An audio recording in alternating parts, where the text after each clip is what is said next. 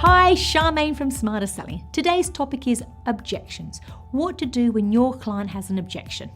Rejoice! That's what you need to do. It's fantastic. You've made them comfortable and calm and open enough that they can actually give you some feedback. This is exactly the environment you want because an objection is just one step closer to a sale. All you've got to do is overcome that objection and the sale is yours. Believe me, if they had no objections, that's when you should be worrying. So, I look at objections at this. It's just feedback. Smile, say thank you for sharing. Is there anything else that wasn't very clear?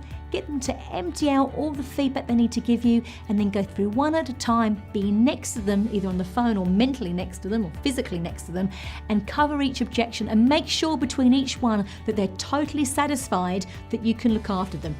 If you found that tip useful, then do share. And if you've got a comment about an objection that you've had, then do comment below. And if you'd like more tips on how to handle objections, then subscribe below. This is Charmaine from Smarter Selling. Until next time.